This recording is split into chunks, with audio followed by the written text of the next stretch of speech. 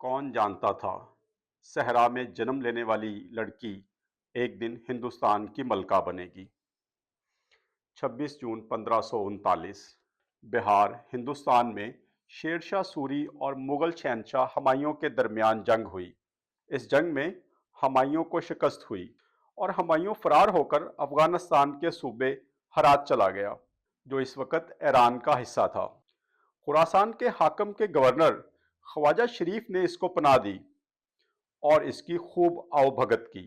برسوں بعد ہمایوں کو تو اپنی سلطنت واپس مل گئی، لیکن ایران میں ہمایوں کی میزبانی اور اس کو پناہ دینے کی وجہ سے خواجہ شریف کے خاندان کو اس کا خمیازہ بھگتنا پڑا۔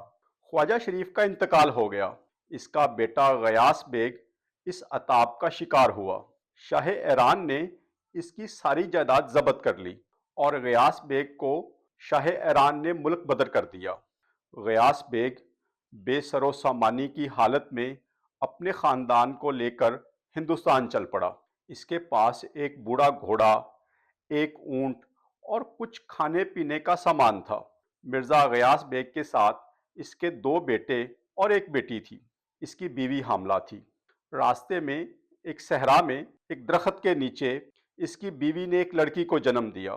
کون جانتا تھا صحرا میں جنم لینے والی یہ لڑکی ایک دن ہندوستان کی ملکہ بنے گی۔ غیاث بیگ اس بے سر و سامانی کی حالت میں ہندوستان پہنچا۔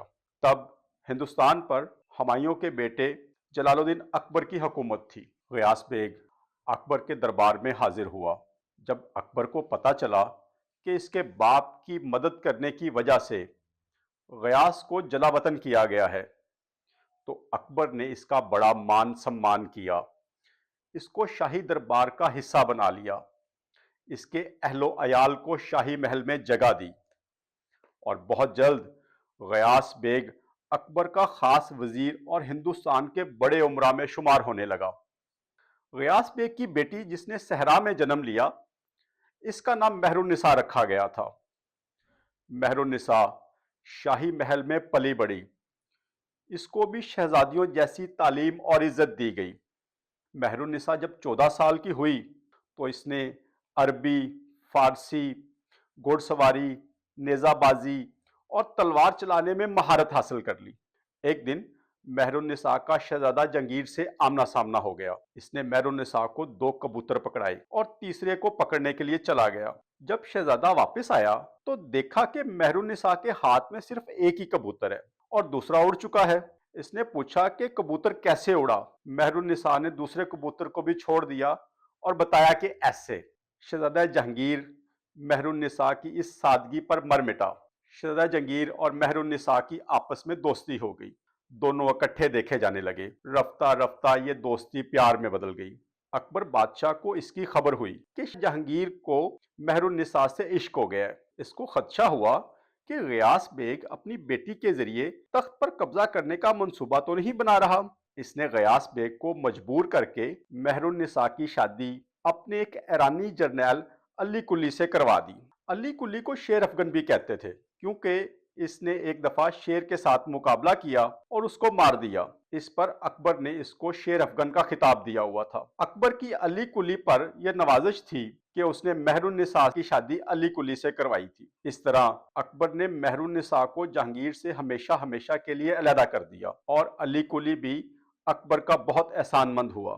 اکبر نے خالی یہ نہیں کیا کہ مہر النساء کی شادی علی کلی سے کروا دی، بلکہ اکبر نے علی کلی کو بنگال کا گورنر بھی بنا دیا اور اسے مہر النساء کے ساتھ بنگال بھیج دیا۔ علی کلی سے مہر النساء کی ایک بیٹی پیدا ہوئی جسے لاڈلی بیگم کہتے ہیں۔ مہر النساء شہزادہ جہانگیر کی پہلی محبت تھی، جس کو وہ کبھی بھی بھلا نہ سکا، لیکن باپ کے سامنے سر تسلیم خم کرنے کے علاوہ اس کے پاس کچھ نہیں تھا۔ لیکن شہزادہ سلیم مہر النساء کو نہیں بلا سکا۔ 1605 میں جب شہزادہ سلیم نور الدین جہانگیر کے نام سے مغل بادشاہ بنا تو اس نے اپنی محبت کو واپس حاصل کرنے کا فیصلہ کیا۔ اس نے اپنے دودھ شریک بھائی قطب الدین کو بنگال کا گورنر بنا کے بھیجا، اور قطب الدین نے شیر افغن کو جا کے کہا کہ نور جہاں کو طلاق دے دو۔ شیر افغن کو بہت شدید غصہ آیا اور اس نے غیرت میں آ کے قطب الدین کو قتل کر دیا۔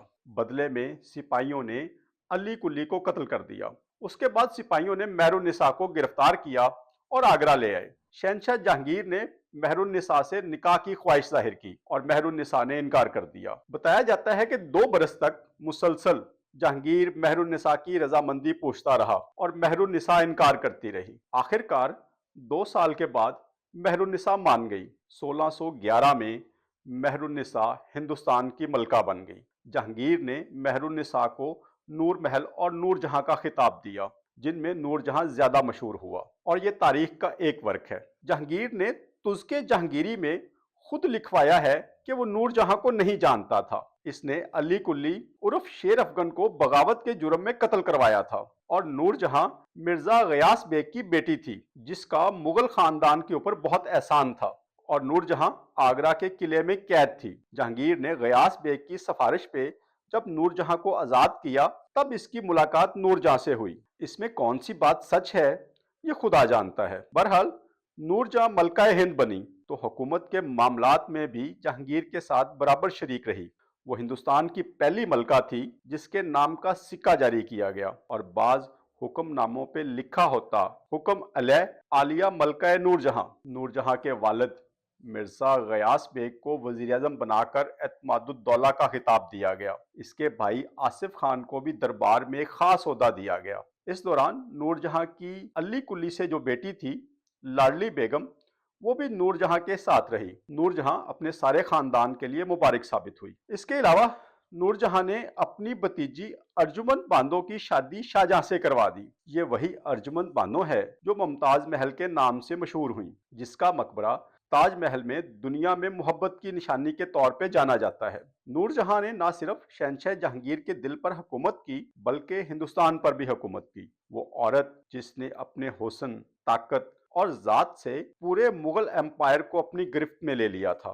जहांगीर और नूर जहां की कोई औलाद नहीं थी। नूर जहां की पहली बेटी लाडली बेगम इनकी जिंदगी का हिस्सा रही और ये दिलकशा बाग नूर जहां ने अपनी जिंदगी में ही बनवाया था। ये मकबरा सुर्ख पत्थर और संगे मरमर से बनाया गया था।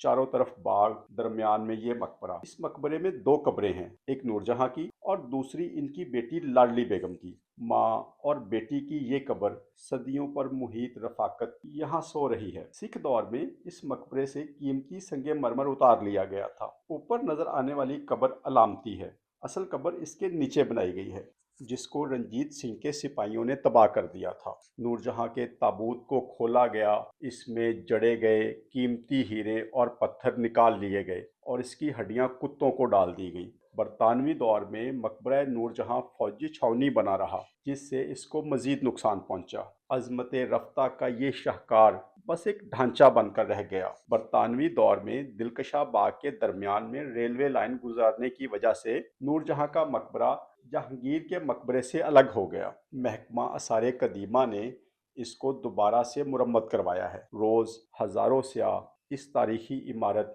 और इस अजीम मलका की कब्र को देखने के लिए आते हैं।